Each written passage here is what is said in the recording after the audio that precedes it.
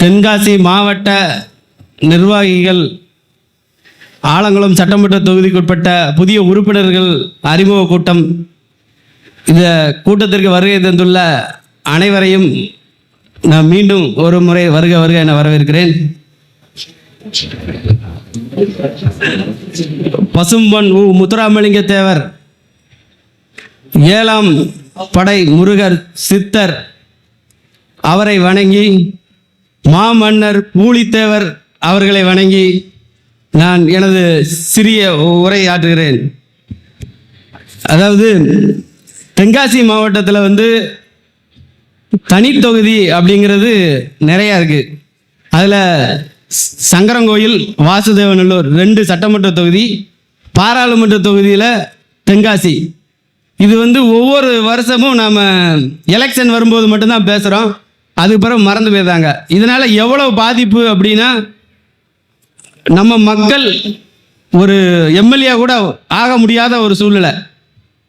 ரெண்டாவது, அவங்களுக்கான ஒரு அரசு அலுவலகத்தில் நமக்கு கிடைக்கக்கூடிய அங்கீகாரமும் கிடைக்காது.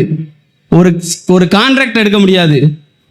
மாற்று சமூகத்துக்காரங்க மட்டும்தான் கான்ட்ராக்ட் எடுக்க முடியும். அவங்க பில்லு மட்டும்தான் பாஸ் ஆகும், நம்ம பில்லு பாஸ் ஆகாது.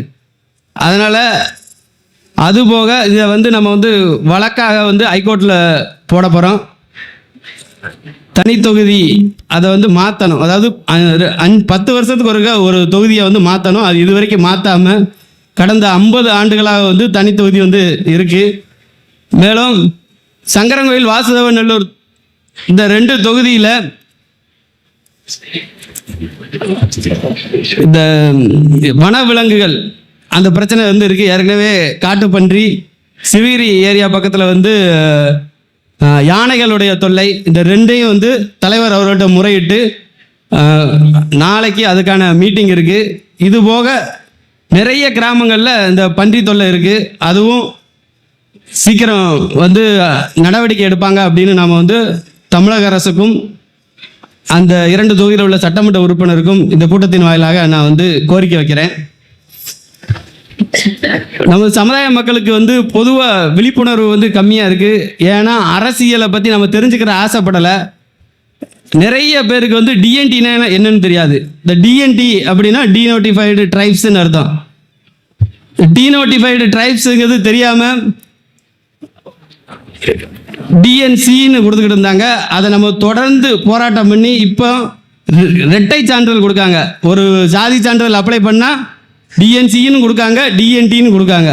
இப்போ டிஎன்டி நம்ம ஏன் வேணும் அப்படிங்கம்னா, சென்ட்ரல் கவர்மெண்ட் வேலைக்கு நம்ம ஓபிசி கேட்டகரியில் இருக்கோம். அந்த ஓபிசியில் 9%, அதாவது ஓபிசிக்கு 27% இடஒதுக்கீடு, அதில் 9% டிஎன்டி மக்களுக்கு கொடுக்கணும்னு ரோகிணி கமிஷன் அப்படிங்கிறவங்க அறிக்கை விட்டுருக்காங்க.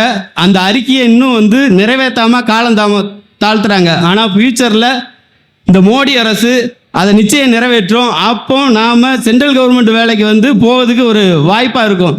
நாம் நிறைய பேர் இதை பற்றி கவலைப்படாமல் அவன் என்ன ஒரு ஜாதிக்கு 2 சர்டிஃபிகேட் கொடுக்காங்க. அதுவே ஒரு மிகப்பெரிய அவமானம் நமக்கு. ஒன்று டிஎன்சின்னு இருக்கணும், இல்லை டிஎன்டின்னு இருக்கணும். இந்த தமிழக அரசுக்கு நான் பிஎம்டி மக்கள் பாதுகாப்பு இயக்கத்தின் சார்பாக சங்கரங்கோயில் மற்றும் வாசுதேவநல்லூர் தொகுதிக்கு ஒரு சிறிய கோரிக்கை வைக்கிறேன். அந்த ஏரியாவில் தொழிற்சாலை கிடையாது. அதனால் சிப்காட் வேணும். சிவகிரி அரசு மருத்துவமனையையும் சங்கரங்கோயில் அரசு மருத்துவமனையையும் தரம் உயர்த்தணும். எப்படி திருநெல்வேலி மாவட்டத்தில் ஹைகிரவுண்ட் இருக்கோ அந்த அளவுக்கு ஈக்குவலாக எல்லா வசதியுடனும் அந்த மருத்துவமனையை தரம் உயர்த்தணும்னு கேட்டுக்கிறேன்.